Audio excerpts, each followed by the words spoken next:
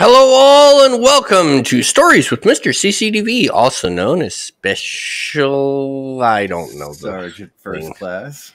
There we go, Sergeant First Class. I was going to say special something, and then I decided not to. Sergeant First It's Class. been a long time since I was a specialist. Yeah, well, we're all special, or at least that's what our mothers told us. Yeah. All right. So, how are you doing today? Oh, yeah, it's been a long week. Yeah, it's been one of those. Yeah, So building the before fort, we get too far, I think we we, fixing my we should truck. we should say a very special happy birthday to Mrs. Canuck, who is in Happy birthday birthday to to you. Happy birthday to you. I had to laugh because last night I was a bastard and I went happy birthday to you. You live in a zoo. You smell like a monkey. You You look smell like like one. a monkey, and you act like one too. Yeah. I was a bastard, but whatever. I love her, and I hope she loves me. Either she's flying here to kill me. One of the two. One or the other. Either way, you get to see her. Yeah, very briefly, but yeah, one of the two.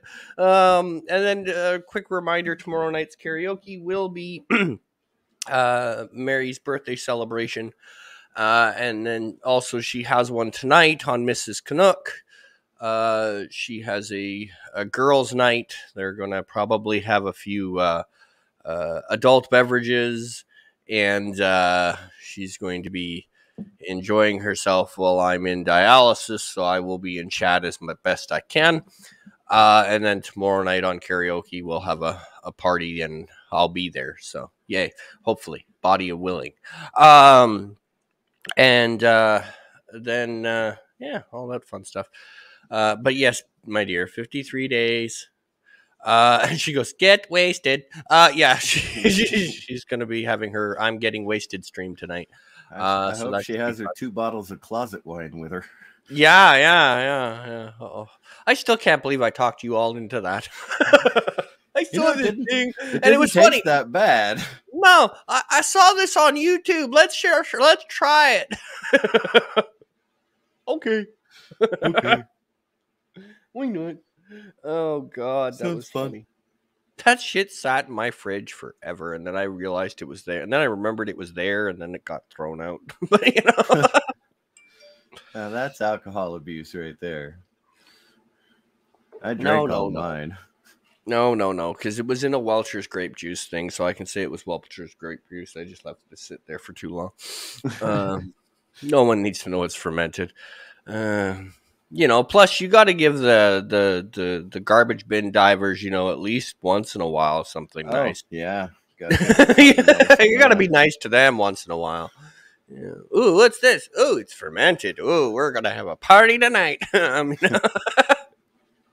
Okay. Anyway, enough distracting. She says I have several liters of different flavors of vodka. Okay, my dear. To me, it's amazing that it was the Russians that came up with the potato vodka, like a potato instead of alcohol, the Irish. instead of the Irish. Just saying. So stereotyping. Yeah. Well, my heritage is part Irish, part Scottish, but means I hate myself. Anywho, where are we at in the story this week, Mr. CCDV? Let's see. It was after the 2003 deployment. Yes. So I'll pick up.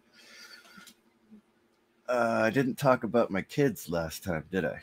No. Okay. Well, let's see. My older son, he's turning 18 tomorrow, by the way. Ooh. Yeah, very exciting. I've already wished him a happy birthday, but I'll call him again tomorrow and do it on his day. Yeah. So you're gonna kick him in the ass 18 times? No, I don't want to drive all the way down there just to kick him in the ass. Well, no, he's the son. He's got to drive to you. See, that's his driver's gimmick. license. Yeah. Oh yeah. Okay, so we got home in late July. Mm-hmm. I don't remember the specific day. And that first night, my ex-wife got pregnant. And because my older son has a larger than normal head, Mm-hmm. the nurse who did the ultrasound and did the measurements for the head was like, he's a few weeks older than when you said that you got pregnant. Oh, yes. Because in the Army, well, in any military service, a spouse that stays behind can sometimes be considered unfaithful. Yes. Mine was not. Mine was Yeah. not. I just said, "Oh, that's funny. That means I have super sperm. It got there 2 weeks ahead of me." Yeah. Yeah. But yeah, he was born in March of 2004, and Okay. then well, it had to have been in July again, or late June, early July, when she got pregnant with my second son. Mm.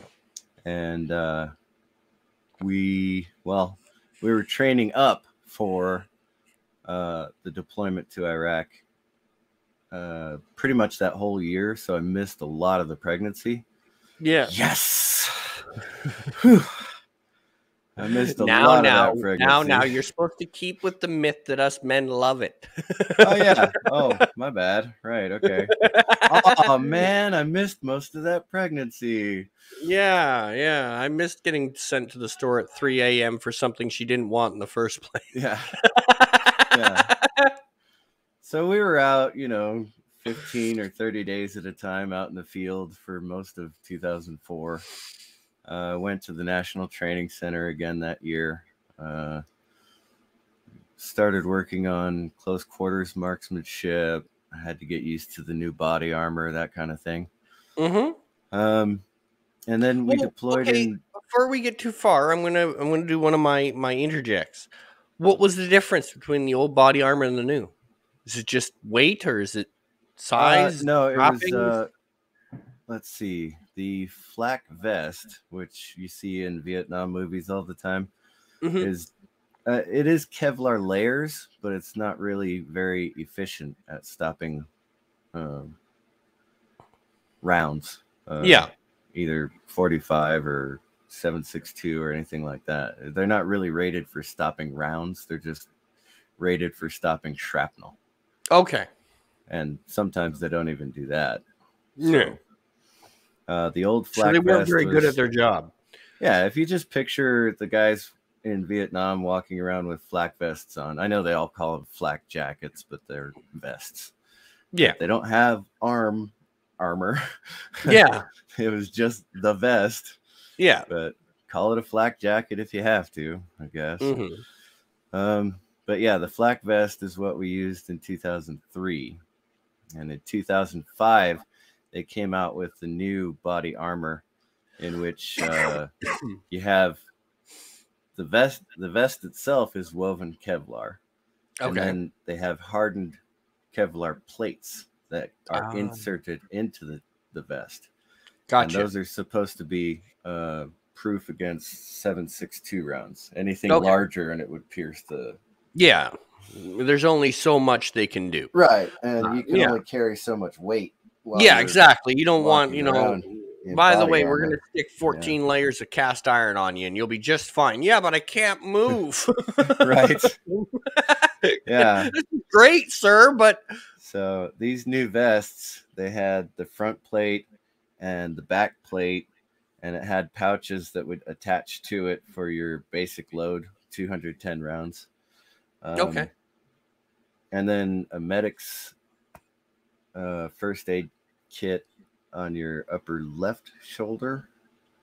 Okay. And some kind of communication gear somewhere else and other stuff like that. So had to get used to wearing vests, the new body armor.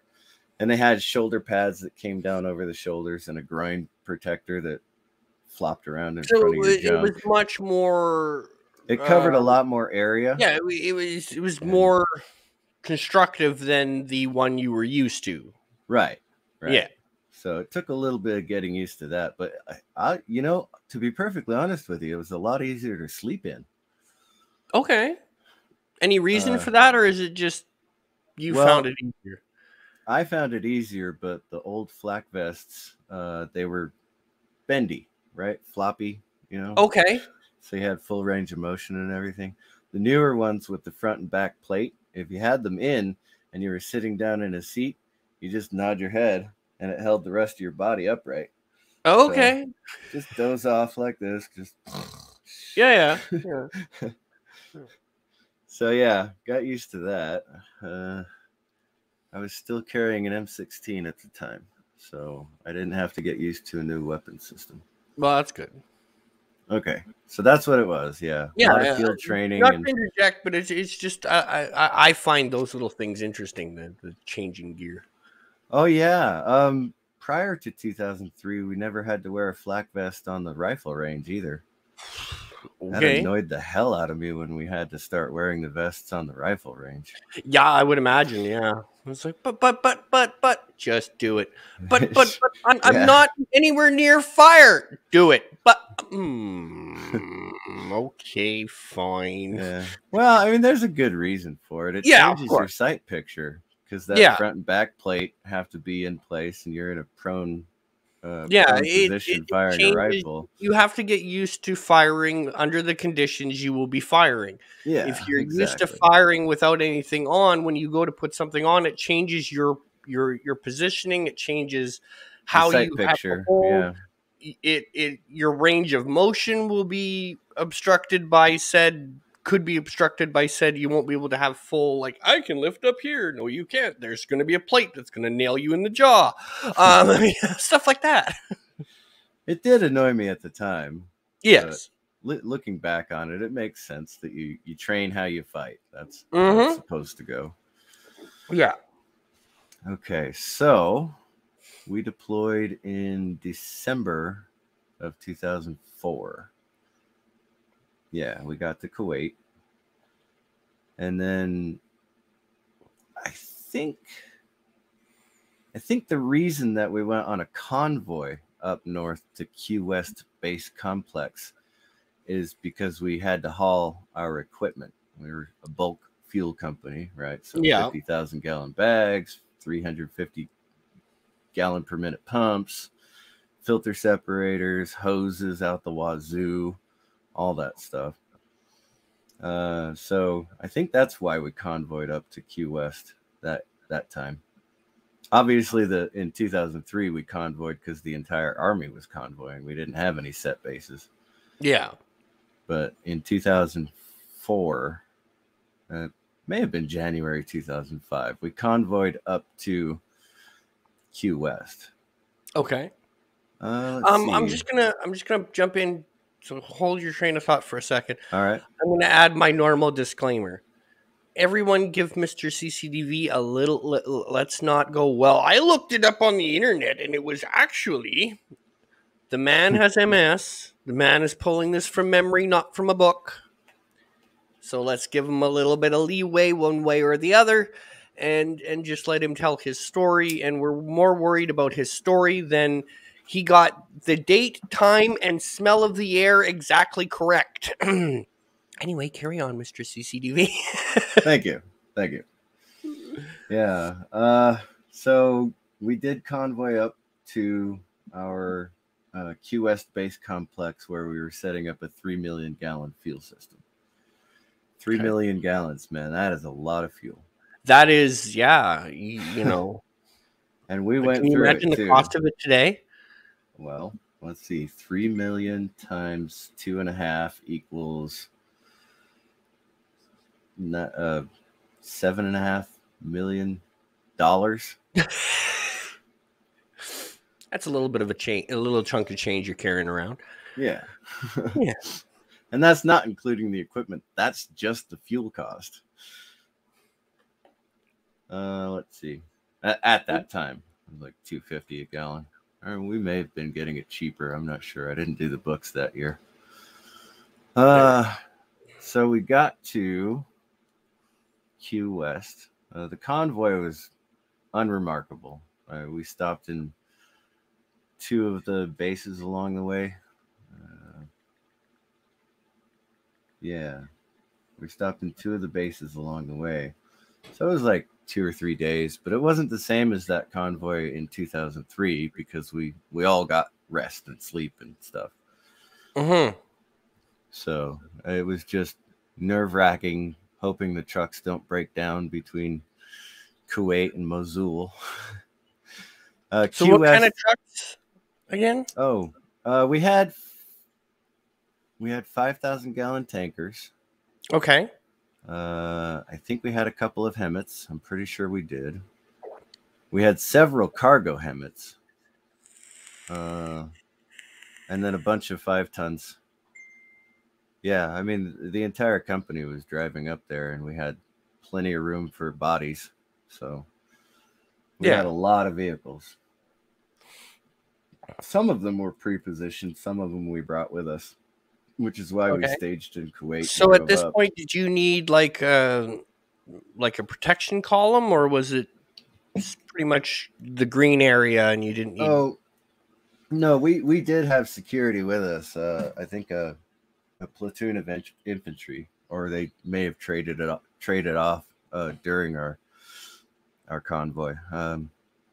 I wasn't really paying attention to the security part because I guess being my third deployment and never having actually been shot at, I just took it for granted that I'd make it to Q West without a problem. So I didn't worry about security. That was probably stupid of me, but I didn't. Just but in the time you don't. Those are things we think about afterwards, Yeah, exactly. right? Those aren't things you think about in the moment because you have a million other things that are taking up your brain. Like, did I close that valve? Stuff like that. Gee, I sure hope we're not leaking fuel all over Iraq. Yeah, yeah. Did I close that valve? Ooh, yeah. Stuff like that. More important stuff. Anyway, sorry I interrupted you again. Oh, no problem. It helps me gather my thoughts anyway. So we got to Q West, and the Navy engineers, Seabees, Mm-hmm. they had built up the containment berms that we were using. These containment berms. There's one per 50,000-gallon bag, and so we had. Ooh, how do you do 3 million divided by 50,000? I'm not even going to do the math. No, We that would had, hurt my head. yeah, I think we had 12 6-pack systems. I think that's Okay. how it was designed. Um, yeah, but the Seabees had built up those containment berms. So once we got there, we started laying out the berm liner, which was the Kevlar or plasticized Kevlar, so it would contain any leaking fuel. Lay out the bags, and then I was put on a detail to set up our tents. No, to move our equipment into the bays that we were using for sleeping quarters. That's right. Okay. We didn't stay in tents that time. Mm-hmm. We did have a tent set up at the fuel system. Let me see if I can explain how this works. You have a fuel system, typical fuel system. Somebody Okay. comes in. We contracted with Turkey to bring jet fuel down to Iraq. Okay. So the Turkish drivers would come in and they would stage in what was called Area 51. Yeah, it was a play on, yeah, Yeah. because we were at Q West, so it was Area 51, had a great big alien head and everything. It was just fun, just fun Yeah, yeah. times.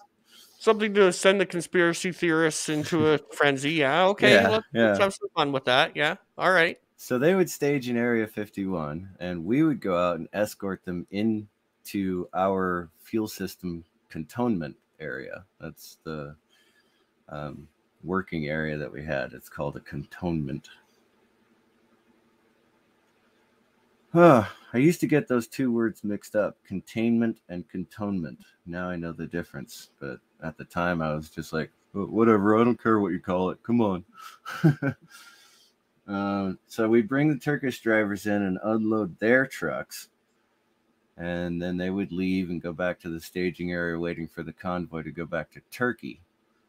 And we would get military convoys to come in, take the fuel out of the bags, and move on to their unit to refuel their units for tanks, Bradleys, Humvees.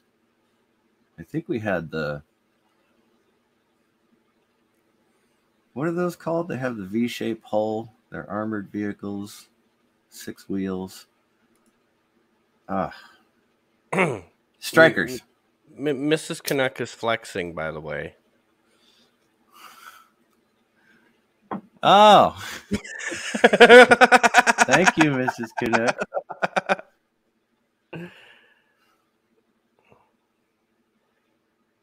Oh, it must have been 10. Okay, it was 10 6-packs then. Cool. Thank you. Yeah, 5 in one row and 5 in the other. That was a big complex. It was about 1.5 miles to go all the way around it on foot. It was crazy. Anyway, so the military vehicles would come in, take the fuel, and go to their unit and fill up Strikers, Humvees, Bradleys, tanks, all that stuff. Aviation as well. And they would filter the crap out of the fuel by the time they put it in a helicopter, though, which is a good thing. So that's how that system worked. Now, the Seabees had built the containment berms for the bags, but what they did was dig down into the soil of Q West to just push the dirt up to make a berm. And so their system worked just fine if it never rained. However, in Iraq, they do have a wet season. If you dig down under the plane of the floodplain, then you end up with a lake. And that is what we ended up with during the wet season. We had a lake, and it was hip deep mud that we were trying to slog through to try and get fuel in and out of that system. It was absolutely insane. Now, that had to have been in February because we designed and built the system in January. Okay, yeah. So I was on a detail to set up the barracks, carry cots and bags and things into the barracks that we were staying in that year. But I went down to the tank farm to, I don't remember what, check on somebody's progress of something, or maybe I was tasked to go help lay out hoses or something. Either way, I got down there and there were a couple of the platoon sergeants and a couple of the sergeants were standing around a barrel going, "We don't have enough equipment to make a full 10 fuel systems. I don't know what we're going to do." And so I walked around a little bit, walked around one of the 6-packs, and I came back and I drew where the pumps would be, where the filter separators would be, and how many hoses it would take to connect these systems up in a react, adapt, and overcome type of environment. And so I designed the fuel system that we ended up using for that entire year, with fewer valves, fewer hoses. And at one point we had to recirculate fuel in one of the bags, and we had enough flex hoses left over to run it around the berm and plug into the other side of a fuel bag so we could pump the fuel from one bag to another and filter it while we did it. So that was cool. I was really proud of my design. I think it was cool. Yeah. You should have had one of the privates, sketch it. And you have it up on your wall. Isn't that what privates are for? Yeah, maybe. Anyway, so I had a good time setting that up, and then the wet season came. Whew. Oh, that could be Yeah, fun. I mean, it was hilarious because we have these mechanical recovery equipment tanks. They're called 88s, and Okay. they're on an Abrams chassis, but they have cranes and things like that to maintain and unstick, vehicles. So because the CBs had dug down below the floodplain, um, we ended up with Lake Q West, and we couldn't stop distributing fuel. We couldn't stop receiving fuel. So we tried our damnedest to get trucks in and out of there, but it was a nightmare. They'd come in to the fuel system and sink to the bumper, and we'd have to get the 88 out and then drag that truck up to the pump and filter and take the fuel out of it, and then drag that truck back up out of the flood. That sounds like a major pain in the ass. Yeah, yeah, it was pretty funny. I mean, I was slogging around, okay, thigh deep. I think it was hip deep at one point, but it was definitely thigh deep. So you're talking about 2.5 to 3 feet of mud that I was slogging around in that night. Oh, It your inner was, child is going, yay! And your yay! adult is going, oh, goodness, We're what the splashing in the puddles, and the mud is I'm gonna going have mud where I everywhere. didn't think mud was possible. This is gonna suck. So a few days later, when it finally dried out, we had a meeting with an engineer company for the Army. And it took them about 3 weeks to bring in dirt and build it up. I think they built the plane up about 6 feet and packed the dirt, and then brought more dirt in to make the containment berms. So by the time it was all said and done, it was about 10 feet above the floodplain. But what they brought in for road material was river rock instead of crushed gravel. And so it took about a month and a half for all of that river rock to actually compact into a road surface. But for that month and a half, we were walking around trying not to twist our ankles, getting Mhm. to and from the fuel systems. Ah, jeez. There was a lot going on in 2005. Yeah, apparently, I mean, you got to experience what I think I can say this. We're far enough in. What the Germans experienced in 42, and once that awful winter came, then they had that wonderful thing called tanks don't run in mud. Um, Yeah, yeah. A little mhm. bit different situation, but yeah. Little bit different, but still, tanks don't run in mud. Although if they have a really wide track, they do. But that's besides the point. Hence the Russian tank had wide tracks. Wonder why. Anywho, Yeah, at one yeah. point we were running both of the fuel systems, so I guess technically we had a 6 million gallon fuel system at one point. Oof. But we that's not true. It just looked like it. We would distribute fuel from one of the bags, roll it up, and get the forklift to come in and take it to the new fuel system and roll it out and hook it back up. So we were still only working with 10 fuel systems, but it took us a while to change out the bags I would and imagine, put yeah. them in the new system. One of the things that the engineers who built that new system for us did, and they thought they were doing us a favor, and they may have done better if they had gone with a less steep grade. They Yeah. graded the ground to 1%. Oh, wow. Well, we all thought that would be a great idea until we put fuel in the bag, and then the bag rolled Yeah. Down that Well, 1% grade. yeah. Well, that was a good idea on paper. In practice, that was not our brightest day. Which private are we blaming this one on? Yeah, yeah, exactly. No. No, that was funny though. Maybe a 0.03% grade would have been better, but I mean, it's Mm-hmm. not like the bag rolled out of the containment berm. It was still there. It's just Yeah.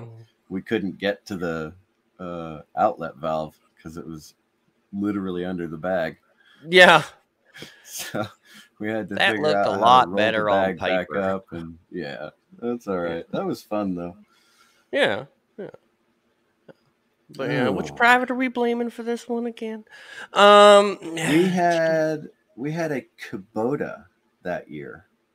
One of those little 4x4 thingies.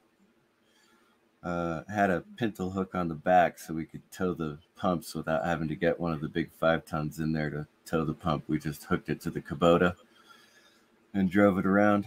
One of the guys crashed into one of the berms while he had the pump hooked to the back of the Kubota. And so the Mm-hmm. Kubota was angled at a bad angle, and we couldn't turn the pintle to get the pump off. And he was spinning the tires on the dirt, loose dirt Oh, berm. whoops. And so we couldn't move the Kubota either. And everybody's standing around going, "What do we do? What do we do? What do we do?" Well,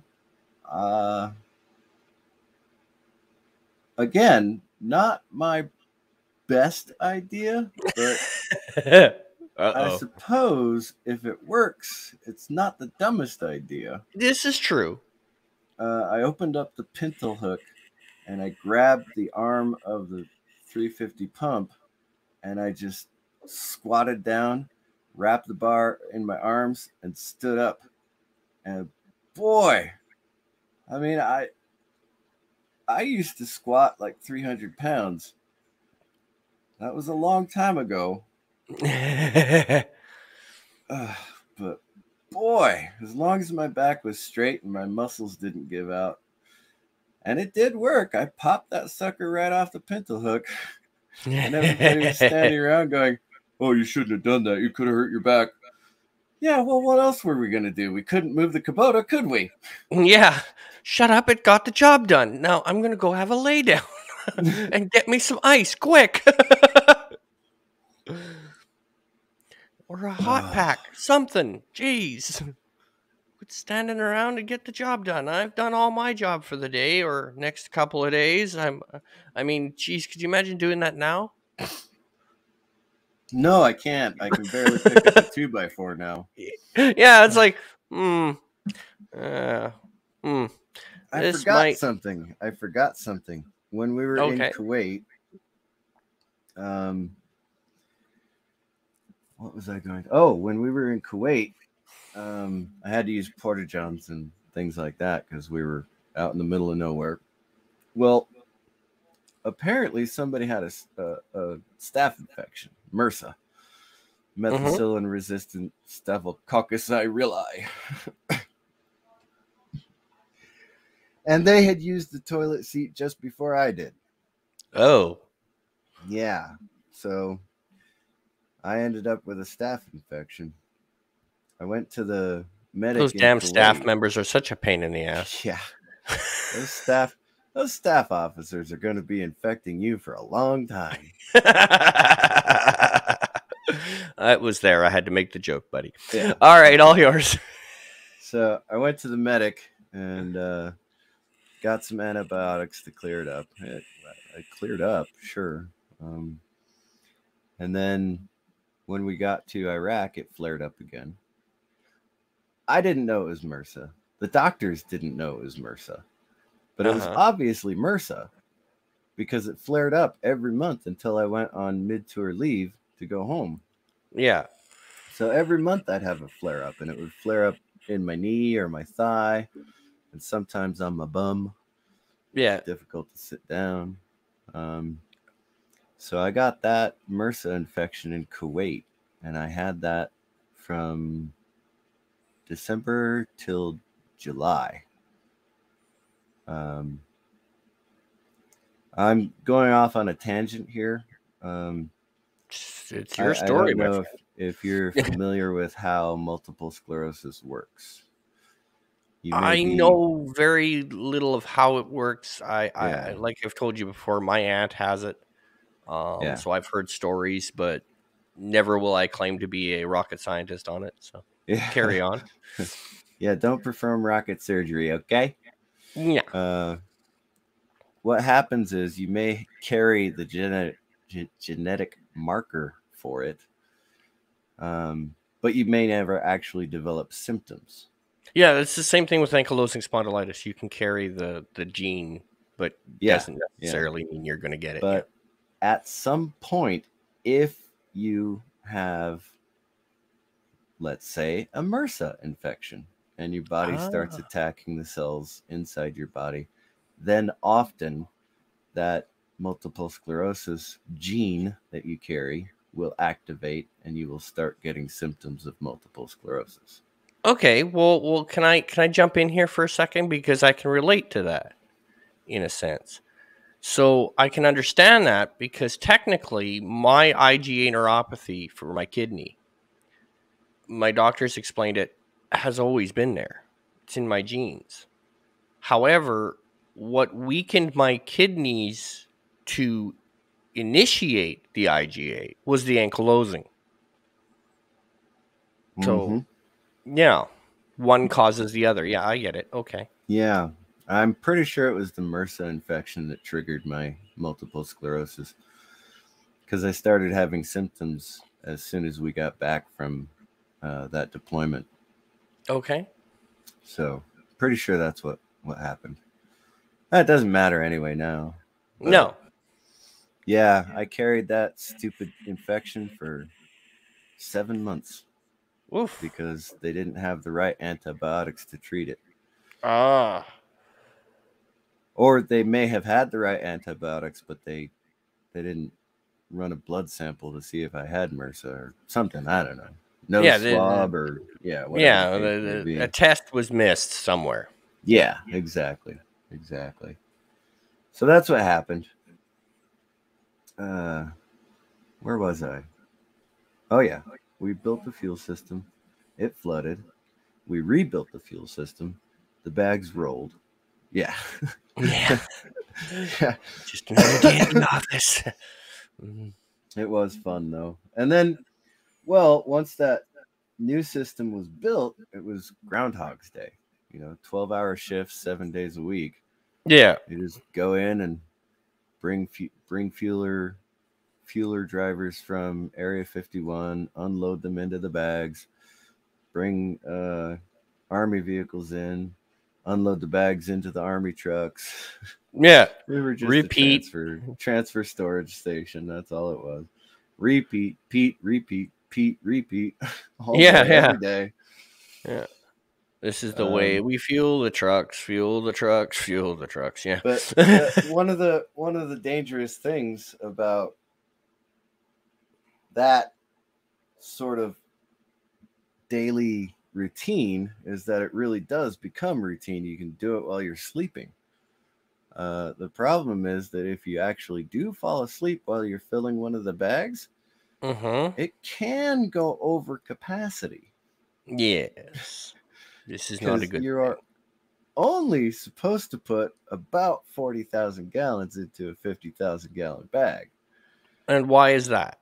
Why can't you fill Uh, it to a full 50,000? Because you need you air? need room for expansion of the fuel. Yeah. Gotcha. It'll heat up and expand and then cool and contract. And I mean, we had vents on the top of the bag, so it wasn't going to pop the bag or anything. However, if you are unloading about 15,000 gallons of fuel and you are unloading it into a bag that already had 40,000 gallons in it because Oh, you fell asleep on the berm while you were running the pump. This wasn't me, this was another soldier, but I caught it. I was walking around doing my spot checks and That bag was a, normally they stand about 6 feet when they're full. It was about Mm-hmm. 8 feet tall Oh no, by the that's time a I bad caught it. Yeah. I was like, oh shit. thing. We about to have a bad day, folks. Ran over and turned off the pump, got everybody disconnected and out of there. And then we had to run, like I said earlier, we had to run one of the flex hoses around the system and plug it into another bag and transfer the fuel. It's Yeah, like, yeah, what the hell? yeah, dude, not cool. Definitely not cool. Definitely not cool, man. Yeah, yeah, And these guys, they would take absolute care of their vehicles, right? They would never redline their RPMs on their vehicles. But on these 350 GPM pumps, they don't care if they're going to redline them. They just want the fuel in faster. And so they redline the RPMs every damn day. That's why I kept walking around doing spot checks. It's like, yeah, turn the RPMs down, dumbass. yeah. We had 3 pumps cavitate. That means the fan blade inside that actually sucked the fuel in Yeah. kind of reversed itself, like the Oh, that. blades reversed, and so that's cavitation, and Uh-huh. that's very bad. That can shake a pump apart. Oh, lovely. Yeah, And it's like 3 of our pumps did that. I was like, we stop, you dumbasses. we've been here for a while. We're gonna be here for a while longer. You're not gonna miss much. Just relax. The best part is when the guys are not doing preventive maintenance on the pumps, checking that uh, uh, the cam lock cap on the top of the pump housing that you use to prime the pump, Mm-hmm. not making sure those cam locks are actually locked. So when they're running at a high RPM, that cam lock will shake itself loose and the cap will go spewing 150 feet in the air along with a jet of jet fuel all the way up. That could be bad. It's raining. It's raining. God, it's raining disgusting smelling fuel. Don't like that. Oh, damn it. Match. Yeah. At some point, we actually got smart and started wire tying those together. Yeah. Well, So I think yeah, this is a good spot to pause because we're 45 minutes in. So I'll let you add a maybe a cliffhanger or here's what to well, expect next time. my son, my second son, was born while I was deployed, Okay. and that's actually a pretty funny story by itself. So I think we can pick up from there next time. Okay. Sounds good. All I right. mean, With it's that, not a long story, but I thought yeah, it was funny. yeah, definitely. All right. So here's what we'll do. We'll thank everyone for showing up. Please do share this out. Share it, like it if you like the conversation, but do share it out for us. It's a very special project for me and Mr. CCDV that we get these done, and as many people get to hear them as possible. And anything you got coming up other than karaoke and stuff? Pain Stream No, coming up? I'm not Anything? scheduling. I'm not scheduling You're anything just right gonna be now. random. Here I am. All Yeah, right. Well, pretty that much. sounds like about me. So I get that. All right, folks. Remember, Mary has her extravaganza on, I believe, Mrs. Canucks. Mrs. Canucks. If you're not uh, subscribe to Mrs. Canuck, please go do that, and you shall be able to see them all get drunk and have fun and enjoy the girls' night. It should be full of many, many laughs and many, many drinks. Um, and then join us for karaoke tomorrow night. Also, I'm kind of giving this a major, major, major thing. Next Saturday, so this Saturday we have karaoke, Mary's birthday celebration. Next Saturday, we do not have karaoke. Karaoke will not be taking place on Rambling Canuck next Saturday. This Saturday we still have karaoke. Next Saturday we will not, because for once in 2 years Canuck is watching WrestleMania. So uh and thank you, Words and Pictures. I hope you enjoyed the conversation. Since it is your first time listening, I'll give you a little bit of background for Mr CCDV here, or Danny Christopher. Danny Christopher is a retired vet. We call him Mr CCDV. I'll let him get into what that is. But Mr CCDV, why don't you give a little bit of a quick background, who you are and why we're doing this kind of thing, just for the new listener there. Okay. My background is Army. I joined in 1995. I did not retire, though. Even though I was a senior NCO, they medically separated me. So that still irks me. Yes. But yeah, back in 95, I joined, and I went to Bosnia in 98. Went on the initial invasion to Iraq in 2003. Those stories are all told already. They're in the archives for History with R&R. Yes. And then we are just now getting into my third deployment, second time in Iraq. And this is the 2005 deployment, where I was managing shift manager for 3 million gallon fuel system. Yes. And I will also stress this because Mr. CCDV is a veteran. He's also has, will not beat around the bush, advanced stages of MS. Well, so not advanced, but it will no, be but soon. But soon, coming up on it. So we're getting these out while he can still remember them, and so there's at least a record, because I firmly believe that it's important that our vets tell their story, because we get the overview. We get tanks moved from here to here.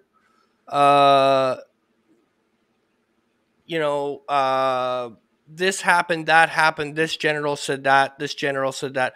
But it is very rare, and I think it should be done more, that we get the grunts story. The people that are on the ground, day-to-day life, what they really went through, how it affected them afterwards. The stuff we don't hear about. I think that's very important. Even something as as small as, that's why I stopped Mr. CCTV and I asked him about that, was even as small as what it's like to get used to a different armor system. Because a lot of times, it happens in everybody's life. They'll do something, and once you do it, it just becomes normal to you. It's no big thing. It's what you do. Yeah, it's But the to us stories looking in, it's very interesting, because we've never had to go from one flak jacket to another, right? So we don't know what the freaking differences are. And yeah, okay, they upgraded, four but there different are styles of uniform. different styles of uniform. It's just interesting, because when you're on the outside looking in, you don't hear about this stuff. You don't hear about, accidentally letting a gas fuel tank go boom. Stuff like that, which are in the archives.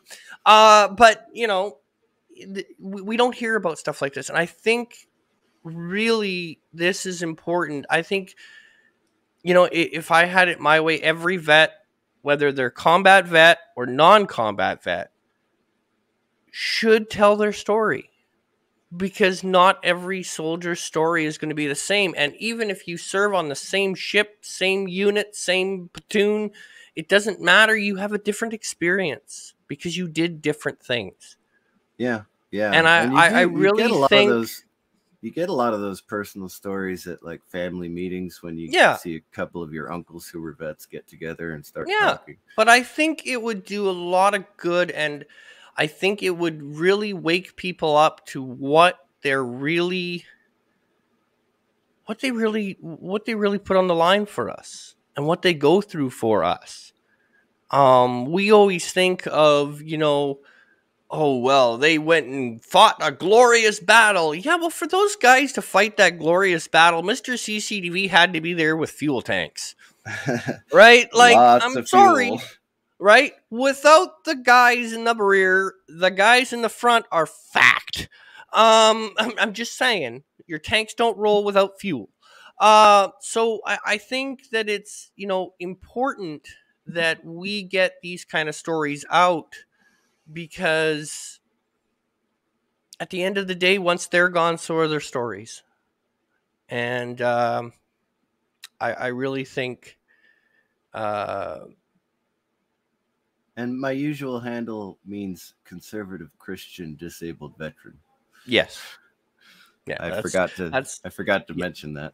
yeah, that's what Mr. CCDV stands for. And so with that, as my late co-host would always say, thank you and good night.